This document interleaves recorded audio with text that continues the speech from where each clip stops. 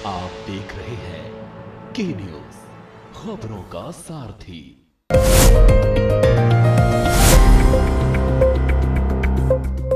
नमस्कार, के न्यूज के खास कार्यक्रम स्पेशल रिपोर्ट में आपका स्वागत है। मैं हूं राहुल चौहान। आज हम सबसे पहले बात करेंगे राष्ट्रीय हथकरघा दिवस पर सीएम योगी आदित्यनाथ द्वारा बुनकरों और कारीगरों को दिए गए तोहफे की।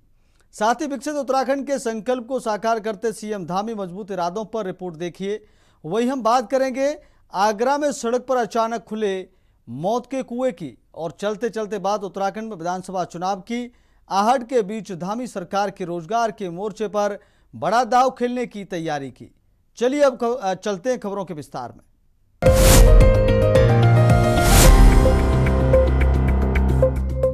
उत्तर प्रदेश की राजधानी लखनऊ बेहद खास और ऐतिहासिक पल की गवाह बनी। मौका था राष्ट्रीय हथकरघा दिवस का, जहां राज्य के मुखिया सीएम योगी आदित्यनाथ ने न सिर्फ प्रदेश के लाखों बुनकरों और कारीगरों की कला को सलाम किया, बल्कि उनके स्वावलंबन और समृद्धि का एक नया रोड मैप भी देश के सामने रखा। सीएम योगी ने साफ किया कि राज्य के 30 लाख से अधिक लोगों की आजीविका का मुख्य आधार स्वदेशी और हथकरघा उद्योग ही है। इसके साथ ही मुख्यमंत्री ने इस मंच से विपक्ष पर भी तीखा हमला बोला। आखिर क्या कुछ खास रहा इस मेगा इवेंट में, देखिए हमारी इस रिपोर्ट में। राजधानी लखनऊ में आयोजित राष्ट्रीय हथकरघा दिवस समारोह 2026 में शुक्रवार का दिन यूपी के हस्तशिल्पों और बुनकरों के लिए ऐतिहासिक रहा। सीएम योगी आदित्यनाथ ने कार्यक्रम में शिरकत की और उत्कृष्ट कार्य करने वाले राज्य के हुनरमंद बुनकरों को संत कबीर राज्य स्तरीय हथकरघा पुरस्कार से नवाजा। इतना ही नहीं, डबल इंजन सरकार की नीतियों को जमीन पर उतारते हुए सीएम ने मुख्यमंत्री हैंडलूम एवं पावरलूम उद्योग विकास योजना और झलकारी बाई कोरी हथकरघा एवं पावरलूम विकास योजना के लाभार्थियों को सीधे आर्थिक मदद के चेक सौंपे। हस्तशिल्पियों के उत्पादों को ग्लोबल मार्केट और बड़े खरीदार मिल सके, इसके लिए देश के प्रमुख क्रेताओं के साथ बड़े एमओयू भी साइन किए गए हैं। सीएम योगी ने इस दौरान प्रदेश और देश की जनता से एक बेहद भावुक और जरूरी अपील भी की है। मुख्यमंत्री ने कहा कि अब वक्त आ गया है कि हम विदेशों में बने उत्पादों का मोह छोड़ें। उन्होंने आह्वान किया कि किसी भी त्योहार या शुभ अवसर पर जब हम अपनों को कोई तोहफा दें तो वो विदेश में बनी चीजें ना हो, बल्कि हमारे अपने उत्तर प्रदेश के स्थानीय कारीगरों और हस्तशिल्पों के द्वारा तैयार किए गए नायाब उत्पाद हों। यही इन कलाकारों के प्रति हमारा सच्चा सम्मान होगा। वहीं सम्मान और विकास की बात करते करते सीएम योगी के तेवर अचानक खड़े हो गए। मुख्यमंत्री ने बिना नाम लिए विपक्ष और खासकर समाजवादी पार्टी पर करारा हमला बोला। सीएम ने कहा कि कुछ लोग राजनीति में आने के बाद भी जीवन भर बच्चे ही बने रहते हैं और अतीत में बबुआ भी यही बचकानी हरकतें करते थे। आज राष्ट्रीय हथकरघा दिवस है। मैं प्रदेश भर के अंदर अपने कौशल से, अपने परिश्रम से भारत की इस विरासत को एक नई ऊंचाइयों तक ले जाने के लिए प्रतिबद्ध आप सभी भारत के हस्तशिल्पियों का, हथकरघा उद्योग से जुड़े हुए आप सभी बहनों और भाइयों का मैं हृदय से अभिनंदन करते हुए इस दिवस की बधाई देता हूं।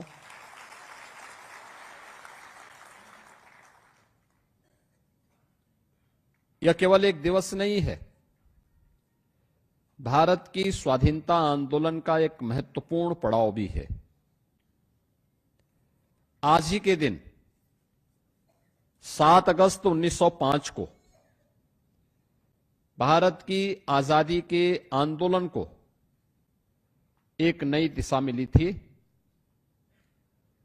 जब भारत की आजादी में स्वदेशी ने पदार्पण किया था।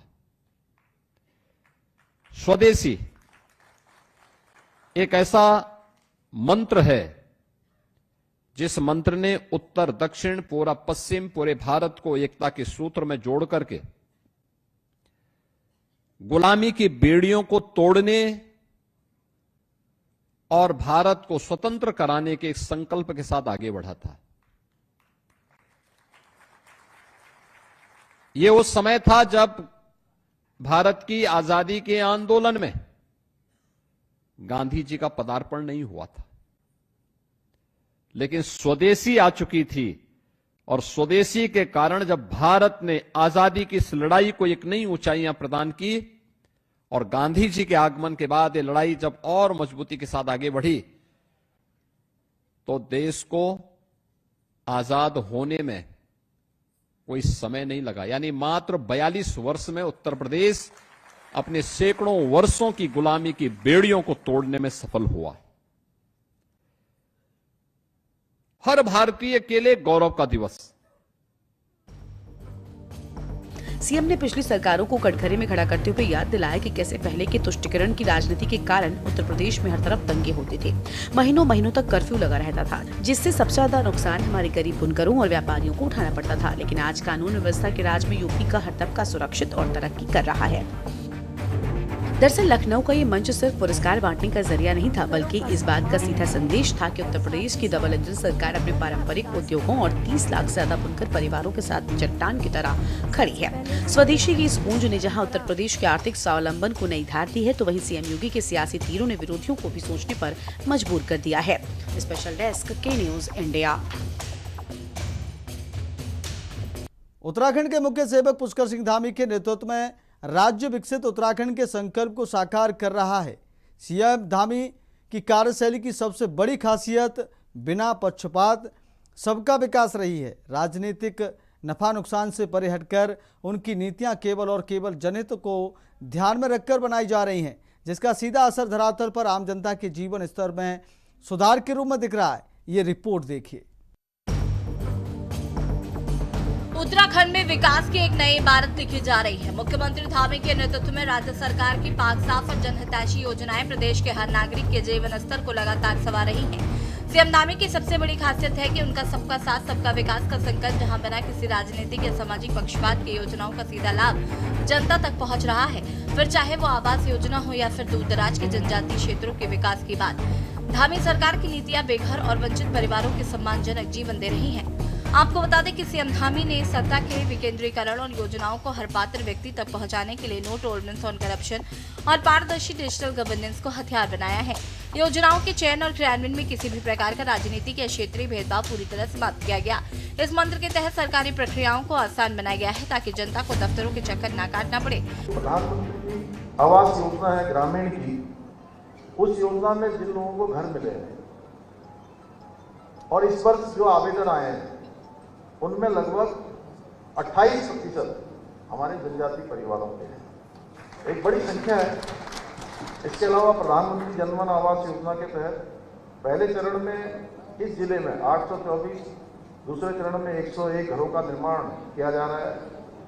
शिक्षा के क्षेत्र में भी हमारी सरकार जनजातीय समाज को सशक्त बनाने के लिए काम कर रही है। जनजातीय कल्याण विभाग के माध्यम से आश्रम पद्धति विद्यालय, छात्रावास, ITI संस्थान, इसमें करोड़ों रुपए की धनराशि दी गई है, जिससे बच्चों को और बेहतर सुविधाएं मिले। इन आश्रम पद्धति विद्यालयों को कक्षा 12 तक अपग्रेड करने का काम भी किया जा रहा है कि उनका उच्चीकरण हो, जिससे कि उनको अनवरत रूप से वहीं पर शिक्षा का अवसर मिले। इसके अलावा एकलव्य मॉडल आवासीय विद्यालयों के माध्यम से भी आज जनजातीय समाज के बच्चों को बहुत अच्छी शिक्षा मिल रही है।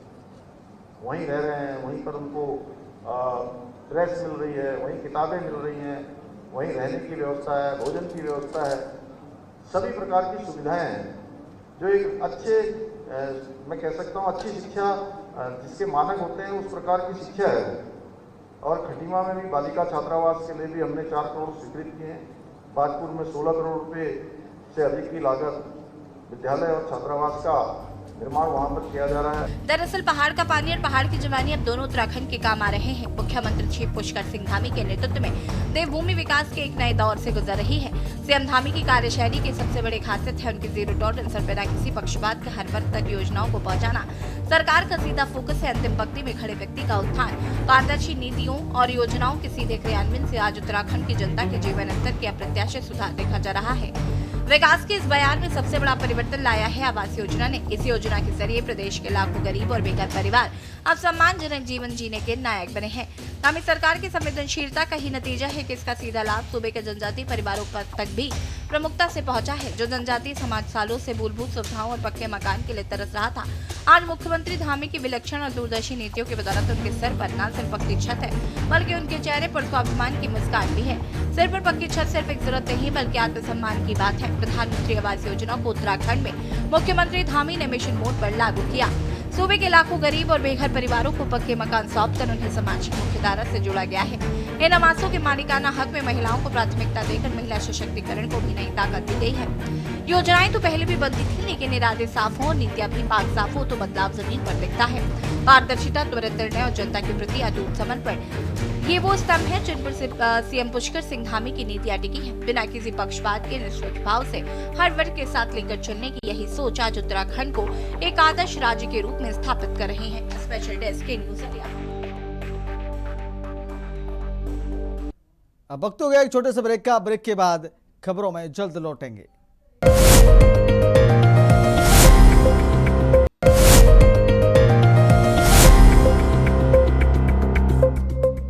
अब बात करेंगे अगली रिपोर्ट की। बरसात का सीजन आते ही दावों की पोल खुलना आम बात है, लेकिन जब करोड़ों की लागत से बनी चमचमाती सड़क अचानक पाताल में समाने लगे तो समझ जाइए कि भ्रष्टाचार की जड़ें कितनी गहरी हैं। मामला ताजनगरी आगरा का है, जहां के एक पॉश इलाके में शुक्रवार सुबह अचानक सड़क धंस गई। 5 फीट चौड़ा और 10 फीट गहरा ये गड्ढा किसी बड़े हादसे को दावत दे रहा था। बड़ी बात यह है कि 4 महीने में इस सड़क पर यह दूसरा बड़ा हादसा है। इस लापरवाही के खिलाफ समाजवादी पार्टी के नेता तो बकायदा सीढ़ी लगाकर गड्ढे में ही उतर गए। आइए देखते हैं आगरा से हमारी ये रिपोर्ट। भारी बारिश क्या हुई, दावों की पोल खुलने में देर नहीं लगी। ये नजारा आगरा के बेहद पॉश इलाके कर्मयोगी रोड का है। शुक्रवार सुबह करीब 6 बजे जब लोग अपने घरों से काम के लिए निकल रहे थे, तभी अचानक बीच सड़क पर एक जोरदार धंसाव हुआ। देखते ही देखते सड़क के बीचों बीच 5 फीट चौड़ा और करीब 10 फीट गहरा कुआं बन गया। गनीमत रही कि उक्त कोई भारी वाहन या स्कूली बस वहां से नहीं गुजर रहा था, वरना कोई बड़ी जनहानि हो सकती थी। बता दें कि करोड़ों रुपए की लागत से बनी इस सड़क पर 4 महीने के भीतर ये दूसरी बार हुआ है जब सड़क इस तरह धंसी है। इस बार जनता की नाराजगी और प्रशासन की इस लापरवाही के खिलाफ विपक्ष ने अनोखा तरीका अपनाया। समाजवादी पार्टी के प्रदेश महासचिव नितिन कोहली कार्यकर्ताओं के साथ मौके पर पहुंचे और सीधे गड्ढे में ही उतर गए। सीढ़ी लगाकर गड्ढे के भीतर उतरे सपा नेता ने इसे जलकर विभाग, नगर निगम और निजी निर्माण कंपनी की मिलीभगत और भ्रष्टाचार का जीता जागता सबूत बताया। सपा नेता नितिन कोहली ने कहा कि आगरा की जनता के पैसों की सरेआम बर्बादी है। पौष इलाके की सड़क 4 महीने में 2 बार धंस जाती है। अधिकारी दफ्तरों में बैठे हैं और जनता की जान दांव पर है। एक बार फिर से विकास ढूंढने के लिए निकले हैं।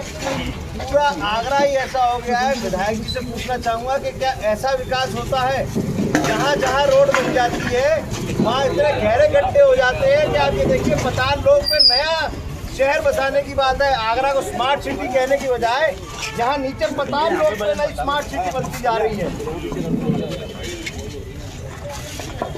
इधर से खजाना मिलेगा, पूरे स्मार्ट सिटी का खजाना यही है। अभी तो ये केरल जैसा पीछे जैसा कि आप जानते हैं, जरा सी बारिश में ऐसे गड्ढे टापू बन रहे हैं कि नया नया शहर देखने को मिलेगा। नेता नितिन कोहली किस तरह विधायक जी का काम दिखता है कि ऐसा विकास हो रहा है कि पूरे आगरा शहर के पताल लोग में स्मार्ट सिटी बन रही है। जिस तरीके से आप देख रहे हैं, अभी तो ज्यादा यहाँ बारिश भी नहीं होती है। चंद मिनटों की बारिश में टापू बनने की जगह बनता जा रहा है। वहीं स्थानीय लोगों का आरोप है कि यहाँ सीवर और पेयजल लाइन डालने वाली निजी कंपनी ने काम में घोर लापरवाही बरती, मिट्टी को ठीक से दबाया नहीं गया, जिसके कारण पानी का रिसाव हुआ है और सड़क धंस गई। 1 महीने के भीतर ये दूसरा मामला है जिसने आगरा नगर निगम और जलकर विभाग की कारप्रणाली को कटघरे में खड़ा कर दिया। चौतरफा गिरे जलकर विभाग के अधिकारी अब जांच और जल्द मरम्मत की बात कर रहे हैं। ये सर कर्मयोगी में एक बड़ा गड्ढा हुआ है, आरोप लग रहे हैं बवा कंपनी पर, क्या है पूरा मामला? अभी बैरिकेडिंग करा दी गई है और विभाग की टीम भी आ गई है, जलकल की टीम भी है, सारे लोग हैं। तो अभी एक बार इसको चेक करवा करके तो फिर फाइनल स्थिति पता चलेगी, क्योंकि कुछ दिन पहले यहाँ पे जो धंसी थी तो वहाँ सीवर डैमेज हुआ था, तो उसका काम तो करा दिया था इन्होंने, सारी लाइनों की सफाई भी करा दी थी, एक बार चेक भी करा दिया था। तो अब यहाँ पे क्या इशू है, एक बार चेक करवाने के बाद फिर आपको। शहर के अन्य जगहों पर इस तरीके के गड्ढे ना हो, इस तरीके की चीजें ना आए सामने, इसको लेके कंपनी किस तरीके की? हाँ, इसको लेके कंपनी के प्रतिनिधि भीम है यहाँ पे, डिटेल बता देंगे। इसके संबंध में भी हम लोगों ने इनके साथ मीटिंग करी थी कि जितने भी चैम्बर्स हैं एक बार सबको खुलवा के चेक करा लीजिए और साथ में लाइनों की डिसिल्टिंग प्रॉपर करवा लीजिए। और जो भी दिक्कतें हैं उसको समय से दूर कर लीजिए। अब चूंकि ज़मीन के नीचे की लाइनें हैं, पुरानी लाइनें हैं, अगर कोई ऐसी आकस्मिक स्थिति आई है तो वो जब उस पर काम लगेगा तभी वहाँ के बारे में पता चलेगा। बहरहाल अधिकारी भले ही जांच का भरोसा दे रहे हो, लेकिन जनता का भरोसा सिस्टम से उठ चुका है। मॉनसून अभी शुरू ही हुआ है और आगरा की वीआईपी सड़कों का ये हाल है।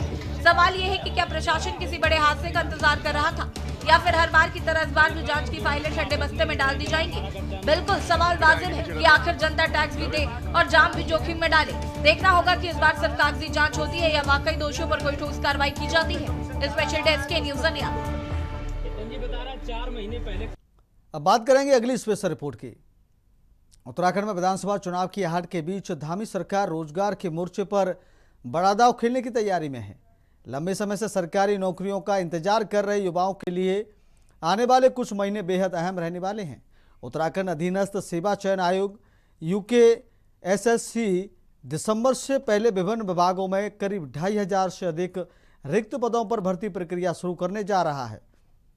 इसके साथ ही जिन पदों पर पहले से आवेदन आमंत्रित किए जा चुके हैं उनकी लिखित परीक्षाएं भी इसी अवधि में आयोजित करने की योजना बनाई गई है। वहीं विपक्ष दल प्रदेश में पेपर लीक, बेरोजगारी, साथ ही पहाड़ का पानी और जवानी के नाम पर युवाओं के भविष्य पर पानी फेरने का गंभीर आरोप सत्ता दल पर लगते हुए चुनाव में जनता के बीच जाने की तैयारी करता नजर आ रहा है। ये रिपोर्ट देखिए। अब तक भाजपा सरकार की माने तो पिछले 4.5 सालों के दौरान प्रदेश में 34,000 से अधिक युवाओं को सरकारी सेवाओं में नियुक्ति दी जा चुकी है और आगे भी यह प्रक्रिया जारी है। राजनीतिक दृष्टि से भी इन भर्तियों को बेहद महत्वपूर्ण माना जा रहा है। विधानसभा चुनाव से पहले सरकार रोजगार के मुद्दे को अपनी प्रमुख उपलब्धियों में शामिल करने की तैयारी कर रही है। पिछले कुछ सालों में भर्ती परीक्षाओं को लेकर उठे विवादों के बाद सरकार ने नकल विरोधी कानून लागू किया था। इसके बाद भर्ती प्रक्रिया में पारदर्शिता और समयबद्धता को लेकर लगातार दावे किए जाते रहे हैं। ऐसे में चुनाव से पहले हजारों नई भर्तियों की शुरुआत सरकार के लिए राजनीतिक संदेश देने का भी माध्यम बन सकती है। लेकिन विपक्षी दल लगातार धामी सरकार के इन दावों को धरातल पर फेल बताते नजर आ रहे हैं, जिस पर चुनाव आने से पहले नई बहस को जन्म दे दिया गया है। नकल माफियाओं के खिलाफ निर्णायक लड़ाई लड़ते हुए देश का सबसे सख्त नकल विरोधी कानून लागू किया और हमने स्पष्ट कर दिया कि मेहनत और प्रतिभा से आगे बढ़ने वाले युवाओं के अधिकारों से कोई खिलवाड़ नहीं कर सकता है, कोई उनकी योग्यता, क्षमता, प्रतिभा के साथ अन्याय नहीं कर सकता है। और इस पारदर्शी व्यवस्था का परिणाम हुआ कि पिछले 4 वर्षों में राज्य के अंदर 34,000 से भी अधिक युवाओं को बिना किसी पर्ची के, बिना किसी खर्ची के, पारदर्शिता के और निष्पक्षता के साथ सरकारी नौकरियां मिली हैं। और मुझे गर्व है कि बीते 4.5 वर्षों में जितने रोजगार हमारी सरकार ने दिए हैं, उत्तराखंड राज्य बनने के बाद पूर्ववर्ती सरकारों द्वारा दिए गए रोजगारों की तुलना में ये 2 गुना से भी अधिक है। का पुलिंदा है भारतीय जनता पार्टी, एक झूठ का पुलिंदा है। अभी 4 महीने पहले तक जब बेरोजगार लोग पेपर लीक को लेकर के सड़कों पर बैठे थे और धामी जी, आपको याद है, सीबीआई जांच के लिए वहां जब पहुंचे थे, उन्होंने कहा कि हमने 26,000 नौकरियां दी। उस बीच में से एक बच्चा निकल के बोला नहीं आप झूठ बोल रहे हैं, महज 1000 से 1200 नौकरियां दी है। और उस वक्त धामी जी ने अपनी सफाई में कुछ नहीं कहा क्योंकि उन्हें पता था वो झूठ बोल रहे हैं। अभी तक 26,000 थी, 4 महीने बीते नहीं है, 34,000 हो गई है। चुनाव आते आते ये नौकरियां 50,000 हो जाएंगी। कांग्रेस तो मांग कर रही है कि अगर आपने इतनी नौकरियां दे दी हैं, एक श्वेत पत्र जारी करिए और हम कहेंगे एक लिस्ट भी जारी कर दीजिए, कौन व्यक्ति है, किस विभाग में नौकरी दी है और जो है कहां पोस्टिंग है, कहां उसकी तैनाती है। अगर आप इतने पाक साफ है और सच्चे हैं तो आप ये लिस्ट दे दीजिए, आप श्वेत पत्र जारी कर दीजिए। सिर्फ अननेसेसरी झूठ बोल रहे हैं और आज युवा आपकी इन बातों में आने वाला नहीं है। जो युवा है वो भाजपा की सच्चाई पहले ही पहचान चुका है कि आप कितने पानी में हैं। तो मुझे लगता है अब आप जितने भी झूठ बोल लीजिए, 2027 में आपका जाना तय है। झूठ का पुलिंदा है, आंकड़ों का खेल करना भारतीय जनता पार्टी का पुराना इतिहास रहा है। और युवाओं को अगर रोजगारी की बात करें कि रोजगार दिया, पलायन रुका, तो अगर यदि उन्होंने रोजगार दिया होता तो धरातल पर दिखता। धरातल पर कहीं रोजगार के साधन यहाँ पर नहीं है, पलायन निरंतर जारी है। भारतीय जनता पार्टी झूठ बोल रही है। विधानसभा चुनाव आने वाले हैं, उन्होंने आने वाले टाइम में वो आप देखेंगे कि हमने इतने 1000 करोड़ रुपए प्रदेश में लगाए, हमने इतने युवाओं को रोजगार दिया, इतना महिलाओं को लखपति दीदी बना दिया। कोई लखपति दीदी नजर नहीं आ रही है। एक छोटे से दिनचर्या के लिए अपनी हमारी महिलाएं बेचारे जंगलों में घास काटने के लिए मजबूर है, पढ़ी लिखी महिलाएं घास काटने के लिए मजबूर है। हम लोगों को उनको रोजगार नहीं है। वहाँ पर कुछ उन्होंने स्कीमें बहुत बढ़िया अगर यदि करनी थी, चाहे कृषि से संबंधित हो, बागवानी से संबंधित हो, तो योजना भारतीय जनता पार्टी ने नहीं दी है। ये झूठ का पुलिंदा है। रोजगार के सृजन में अगर यदि कुछ काम किए होते तो वो धरातल पर दिखते हैं। देखिए, कांग्रेस तो मुद्दाविहीन हो चुकी है और राजनीति से प्रेरित होकर केवल सरकार को बदनाम करने की कोशिश कर रही है। पुष्कर सिंह धामी जी के नेतृत्व में हमने युवाओं को 35,000 से ऊपर नौकरियां देने का काम किया है, महिलाओं को स्वयं सहायता समूह के जरिए आत्मनिर्भर बनाने का काम किया है और जो हमारा युवा जो पलायन करके चला गया था उसको वापसी लाने के लिए हमने रिवर्स पलायन के लिए उनको स्वरोजगार से जोड़ने का काम किया है। तो लगातार पुष्कर सिंह धामी जी के नेतृत्व में ये प्रदेश तरक्की कर रहा है, उन्नति कर रहा है और प्रदेश का प्रत्येक जनमानस अंतिम छोर तक बैठा हुआ व्यक्ति भी केंद्र की और राज्य की सरकार की जो योजनाएं हैं उनका लाभ ले रहा है। प्रदेश में आगामी 2027 के चुनाव के लिए बेहद कम समय बचा है। सभी राजनीतिक दल चुनावी मैदान में अपनी तैयारी और जीत का दावा करते नजर आ रहे हैं, लेकिन अब तक धामी सरकार के कार्यकाल में लगातार नौकरियों की बौछार करने का दावा किया जा रहा है। हालांकि विपक्ष बेरोजगारी, पेपर लीक और जनता को समझने और सरकार के दावों को फेल बताने की कोशिश में जुटा है, लेकिन इसके एक तरफ सत्ताधारी चुनाव में अपनी बड़ी उपलब्धि बताने का काम करेगा और विपक्ष इसको फेल बताएगा। ऐसे में आम जनता और प्रदेश का युवा किस नजरिए से देखता है, ये बड़ा सवाल है। क्या प्रदेश में बेरोजगारी खत्म हो चुकी है या इस पर राजनीतिक चश्मे से दिखाया जा रहा है? Uttarakhand desk report. फिलहाल स्पेशल रिपोर्ट में मेरे साथ इतना ही। देखते रहिए के न्यूज़ इंडिया। नमस्कार।